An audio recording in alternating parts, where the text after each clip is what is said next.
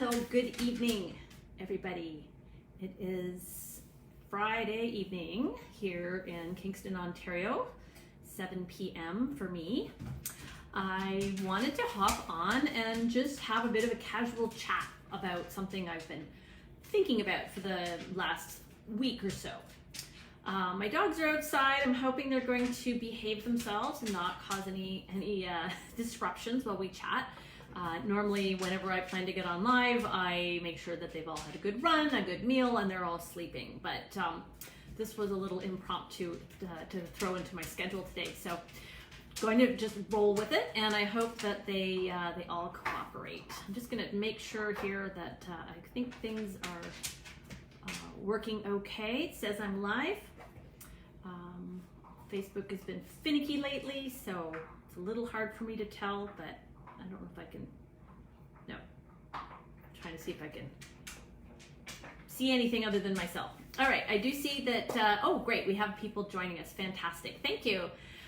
If you can hear me, I would love to get a thumbs up or just chat, drop something in the comments, let me know that you're here, and maybe tell me where you are in the world and what you're doing right now, what time it is for you, the evening, day, morning.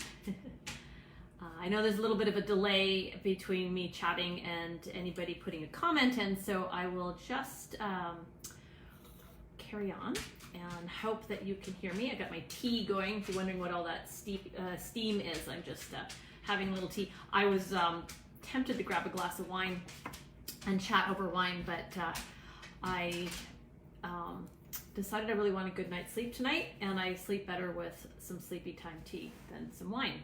So I'm going to forego the palate and be practical tonight. Okay, so I'm going to hope that you can hear me, hope that this is working well and that I'm broadcasting, and I will start to tell you what I was thinking about, what I wanted to share with you. And as I mentioned in the title, I'm thinking about this concept of what I'm calling the new generation trainer. And I'll tell you why I've come up with that thought and what that means to me. And I think to the dog training world in general, dog sport world. Hi, Eva, you can help? So last weekend, I attended science camp with Alexandra Kurland, Jesus Rosales Ruiz, and Mary Hunter, and a group of wonderful and passionate dog and horse and other animal trainers who came, who joined as well. It was really super fun. This is the third science camp I've attended. It's we've been doing them online because of course we can't gather collectively. So it's been a really great way to expand my understanding and explore the latest concepts of dog training or animal training in general while stuck in lockdown in my home. So the camp lasts 3 days. It's full day, like all day long, Friday, Saturday, Sunday. And then we have like evening discussions and so on and so forth. And so it's very intensive, and we do super, super deep dives into various training concepts. And this past weekend, there were two things that came up, specifically really taking a very interesting, deep analysis into excellent shaping skills. And Mary Hunter gave the presentation. If you don't know her, she has a wonderful blog called Stale Cheerios, and she gave this presentation on what she calls atomic shaping. And Jesus Rosales Ruiz, he's a professor of behavior science down in the University of North Texas. He talked a lot about stimulus control. And what I thought was really cool was how much of what they were presenting really fits with the latest training and practical approach to training that I've been sharing here with you, and that we're seeing more and more in the dog sport world. So concepts like loopy training and the term I call loopy listening, and understanding that poison cues exist, and the whole what else we have, so this Mary Hunter's atomic shaping, and we talked a lot this weekend about how much the context, the environment that the animal is in, the learner is in, triggers the behavior. So I thought, well, isn't that perfect? That's just very much in keeping with the whole discussion that we had a couple of weeks ago about cue pictures and how dogs sort of respond in pictures, and so do we. And so I thought that was really cool. So we have this whole movement that's been gathering momentum over the last couple of years. Amy Cook referred to it as the R plus 2.0 movement, or kind of evolution in training. And I really like that idea of R plus 2.0, because another term that came up this weekend. Oh, Eve, are you going to start barking? No. Good. Okay. Sorry. She does not want to be out playing with the other dogs. She wants to be with me, but she also wants to be out. But she wants me to go out with her. So sometimes she has a few things to say about that, but she's being very good. Anyway, so another thing we talked about this weekend, that came up this weekend, which I never really heard before, was a reference to what's called the golden era of clicker training, which was sort of when clicker training first came into the dog training world, the 80s and 90s, I would say, and into the early 2000s. I was sort of introduced to clicker training at that point, not in any formal way, but it was starting to gather momentum. I don't remember exactly when I came across it. I have a vague memory of getting Karen Pryor's Don't Shoot the Dog. I couldn't even tell you when. I can remember where I was living. I remember the apartment. So that would have been when did I graduate? Early 90s. So, I think, yes. I could date it if I sat down and thought about it a little bit. But yeah, probably around 1992, 93. I got a copy of her book, and I remember playing around. I don't think I had a clicker, but playing around with like cheese and my dog. So there was this whole evolution at that point, which was wonderful and transformational and rocked the training world, and has had this incredible, I won't even call it a ripple effect, but like a tidal wave that sort of passed through the dog training world. It's now in the horse training world, which is wonderful because they're a good 30 or 40 years behind us. And so it's great. However, there's some things to keep in mind with this, if we want to call it first generation of clicker training, the clicker training 1.0, and that is that whole training world evolved a lot. It did evolve out of marine training facilities like dolphin training and so on and so forth. But the thinking came out of, going back even further, it came out of military training. And back when they were developing these skills, they were very effective. So they were using this type of training very effectively to get animals to do, like have dolphins swim very long distances and put mines on enemy boats, for example, or have pigeons fly places, or cats walk into like train stations wearing little cameras, and all sorts of like super cool spy versus spy stuff. But the thing is when they trained all of that, and I don't know a whole lot about it, I just know some stories, but when they trained all of that, it was always for a very specific purpose, and that was for, military purposes. It wasn't for the purpose of the benefit of the animal. For example, they trained dogs to, they trained dogs to follow, directions to go into, enemy trenches, for example, but wearing explosive packs, and then they blow them up. So they really didn't care a whole lot necessarily about the well-being of the animal. They just looked at the result that was trying to be achieved. And what I always felt when I first, for quite a few years, until very, very recently, I felt some resistance against a lot of the training that I was encountering, because I felt like it was treating the animal as a kind of a black box of like stimulus response, rather than as a real partner in our training. Now, I know that you're here because your animal, your dog, or your horse, if you have another animal, bird or rat or whatever you're working with, probably dog because this is a dog sport training group. I know that that's not you, that you very much love your animal, love your canine partner, and feel like there's a partnership here, and that's probably working in partnership with your dog is probably a very strong motivating force for the work, the training that you're doing and why you're here. But the methods we're using have come out of that history. And as a result, I still see a lot of room for improvement. And that's where the R plus 2.0 kind of evolution, I think, is filling the gap. We're bringing in the dog's cognitive abilities, the dog's emotional state, really trying to give them choice and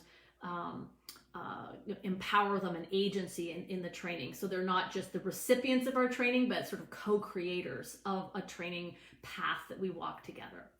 And I love that whole movement. So for me, that's very motivating, and that's very much where I come from for my training. The only other thing I want to add to that is that there's another pillar of the training that is still being neglected considerably, even in the R plus 2.0 kind of approach to training. So I would consider that like one pillar, like one solid pillar of the new generation trainer is my term that I'm going to use. And the other one is that we need to work on this end of the leash as well. And that the human end of the leash is very neglected still to this day. So what do I mean by that? Well, first of all, our mindset.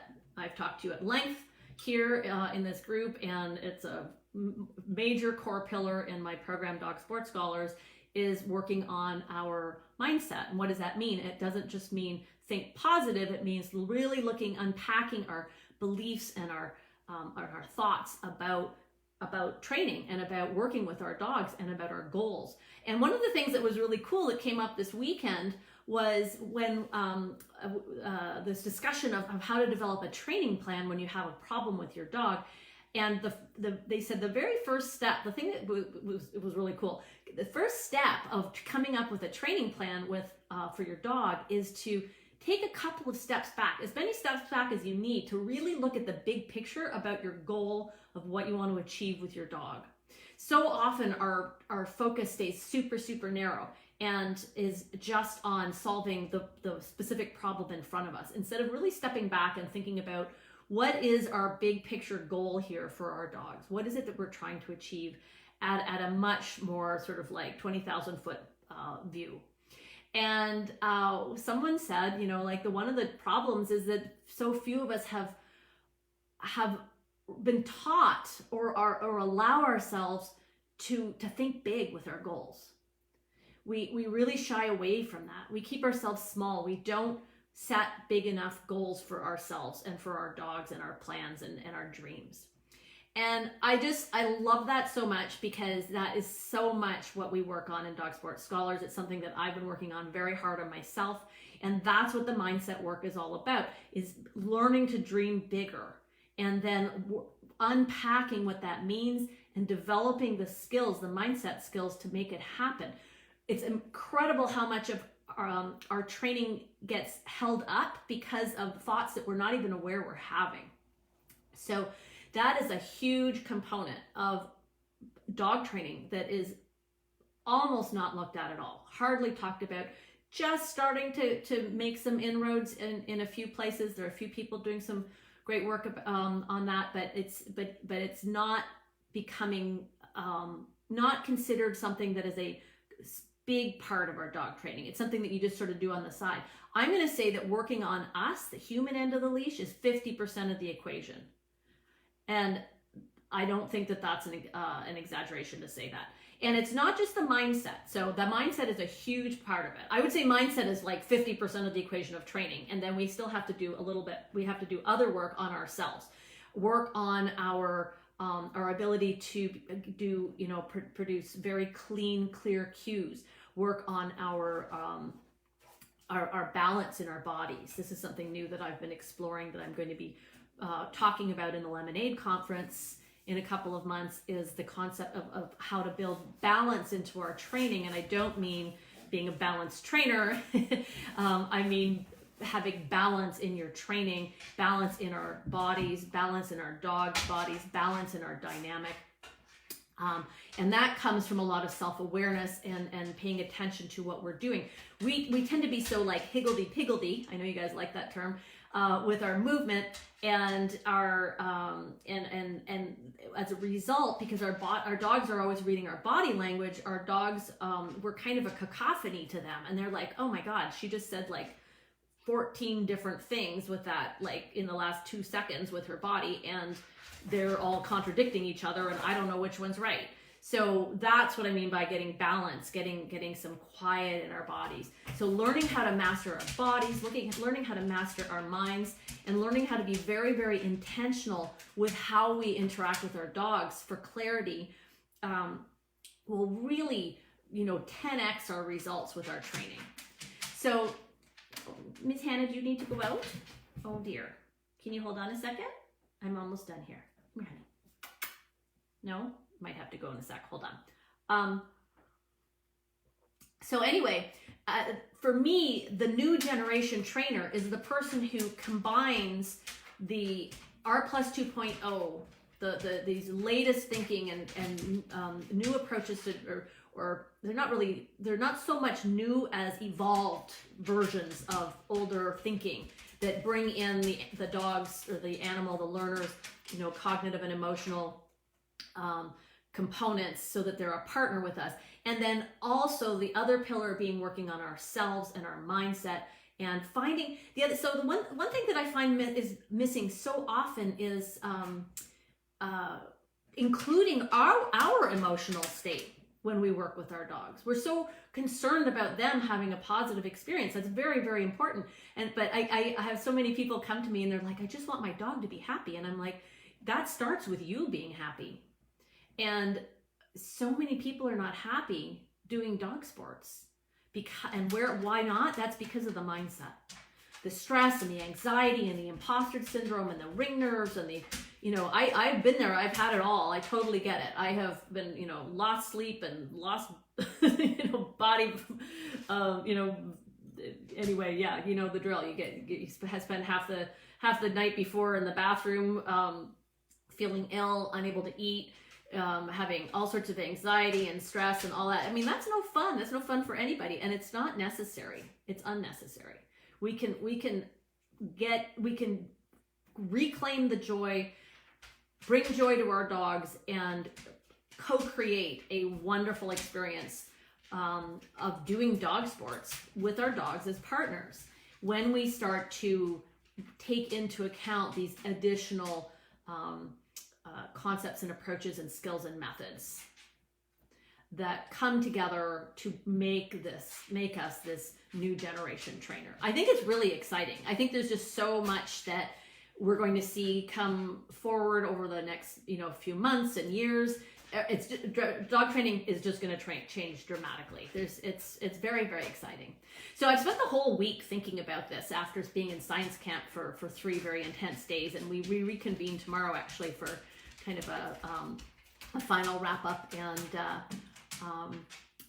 there's my old dog's distracting me. Poor Hannah, honey, you need to come here. So sort of like a campfire discussion without a campfire, and I'm looking forward to that, and I'll probably share what I'm thinking with there too. But anyway, I'm just really excited about where dog training is going and all the potential that there is for us to really make this so much better than it is. And it's great already, but we're just getting started. The other thing I just wanted to mention is if you do want to explore these concepts with me specifically, I would love to invite you to join my program, Dog Sports Scholars. It is open right now between now and March 1st, which is Monday. I'm closing doors on Monday. And the reason I just have the windows open for a short period of time is because we work through, we kind of have a theme each month that we work on. And so I like to have people come in all together who are new and then get them up to speed right away, and then join the program working forward for the month so that we all work together. And what we've been working on the last couple of months is setting goals and developing really good habits around keeping those goals going. And for the month of March, what we're going to be doing is we're going to have a declutter month, because the world is starting to open up again. Hopefully by April, we're going to be out doing things in the world again with our dogs. And it's spring will be here in the Northern Hemisphere. It's fall in the Southern Hemisphere. And we have, that's the season for training, getting out and doing lots of things. So I thought that decluttering our training in the month of March is it will really help get us prepared for that. So what do I mean by that? Well, decluttering our thoughts and beliefs around our training, which is the mindset work we'll get into. Decluttering our bodies and our skills and how we move and how our mechanics, get that all cleaned up, and then declutter our training spaces, because who doesn't love to, KonMari your house, or your training room or whatever. I actually did my first round of that a couple of weeks ago. It was very powerful. So whether or not you join me this month, I'm going to encourage you to declutter your training room. And by that, I mean just pull everything out and then only put back in the things that you actually use, and discover how much lighter you feel when you do that. If you want to do that as a group, come join us. It's going to be a lot of fun. What I'll do is I'll pop the a link in the comments after I get off this call for how you can join if you want to join. If you have any questions or comments, go ahead and put them in the comments. I didn't see any comments here while I was chatting, but I would love to hear what you think about what I shared tonight, about this idea of the new generation trainer, bringing in both the R Plus 2.0, the next sort of version of training where we bring in our dog's emotions and cognitive abilities and really up our own skills with loopy training and atomic shaping and nonlinear shaping and avoiding poison cues and understanding all of that, and really, raising our training skills to the next level, and then combining that with work on ourselves, on our beliefs, on our thoughts, on our goals and our visions, and getting out of our own way so that we can really make the progress and achieve the goals and dreams that we want. So I would love to hear from you. Would love to have you join me in Dog Sport Scholars. If that's your thing, it's been game changing for me to learn the things that that I have now brought and teach in the program, and life changing, not game changing, completely life changing. And I know a lot of my members are saying the same. Would love to have you join. Please let me know in the comments what you think about what I had to say tonight, and I will put the link to join Dog Sport Scholars in the comments. And I will wish you a fabulous weekend, and I will talk to you next Tuesday. All right, take care.